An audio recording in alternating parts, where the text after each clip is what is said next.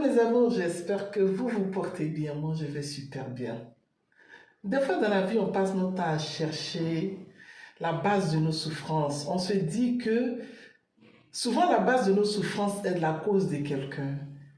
Que nos souffrances que nous vivons dans la vie, c'est la cause de quelqu'un. Pourtant, ce n'est pas vrai. La base de ta souffrance, ça, c'est toi-même. La base de ton échec, c'est toi-même. La base du frein de ton avancement, c'est toi-même. Pourquoi c'est toi-même? Je vais prendre un exemple. Vous voyez, ici en Europe, là, pour faire venir quelqu'un en Europe, là, ce n'est pas facile. Parce que faire venir quelqu'un en Europe, ça veut dire, il faut se priver de beaucoup de choses. Tu ne peux plus faire tes loisirs comme tu veux. Tu es obligé de cotiser, te mettre dans des tontines. En tout cas, même, des fois même mentir à ton mari même. Lui trouver des choses pour pouvoir mettre de l'argent à côté, épargner pour pouvoir faire venir ton parent. Et tu mets ton énergie, tu mets ta force, et tu es stressé, tu fais tout ce que tu devrais faire pour faire venir ton parent. Pour toi, en le faisant venir, c'était pour que vous puissiez mettre la main ensemble pour devenir une personne pour pouvoir sauver les autres personnes qui sont de l'autre côté. Mais entre deux, tu ne sais pas que c'est ton ennemi, tu es en train de préparer. Quand ils sont en Afrique là-bas, là, ils sont tous gentils, c'est des croyants, c'est des saints. Ça veut dire qu'ils connaissent la Bible par cœur, ils connaissent le Coran par cœur. Ils connaissent les sourates, même quand tu arrêtes là, il va te répéter ça. La Bible même là, il sait tous les proverbes qui sont dedans. Il sait quoi dire pour adoucir ton cœur, pour que tu puisses l'aider. Et puis un matin, tu te lèves, tu te prives de tout. Le loisir de tes enfants, même tu abandonnes à un certain moment. Tu travailles d'arrache-pied. Ça veut dire qu'on dit, il y a un petit travail là-bas, tu es chaud, tu vas bosser, parce que tu dois faire venir ton parent. Une fois sur le territoire, les premières années d'hébergement, ils ont l'air très gentils. À partir de la deuxième, troisième année, quand ça fait les 10 ans, à peine tu dis un mot, toi qui l'as aidé hier, toi qui as été stressé, toi qui t'es battu, toi qui n'as même pas pensé que tu devrais penser d'abord à toi pour pouvoir le rendre heureux ou bien changer sa vie. C'est toi qui deviens en fait son sorcier.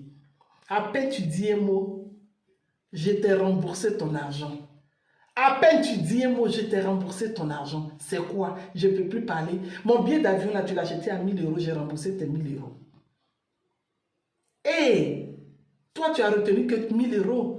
Toi qu'on a aidé hier, toi qui étais là, qui souffrais, toi qui appelais tous les jours, ma grande soeur aide-moi, mon grand frère aide-moi, tu te souviens de 1000 €. Mais tu ne te souviens pas du fait que tu étais là-bas, en Afrique quelque part, et que cette grande soeur ou ce grand frère-là se battait nuit et jour pour pouvoir acheter des médicaments pour toi, pour pouvoir te venir en aide à toute la famille. Ne même pas penser à elle ou à lui pour que tu puisses être heureux jusqu'à ce que tu viennes ici. Aujourd'hui, tu te souviens que de 1000 €.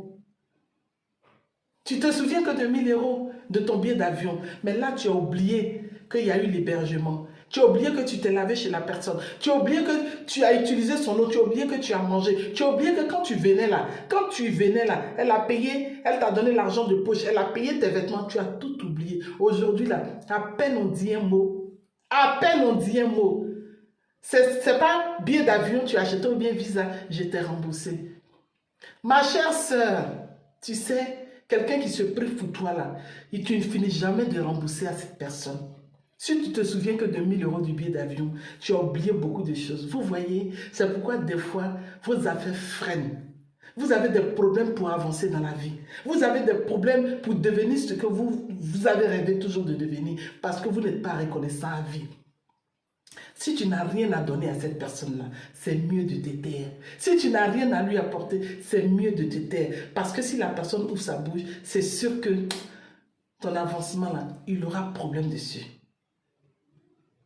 Sois un peu reconnaissant, ça fait quoi? Si tu n'as rien à dire, tais-toi. Sinon, tu seras ton propre sorcier. Tu te souviens de 1000 €.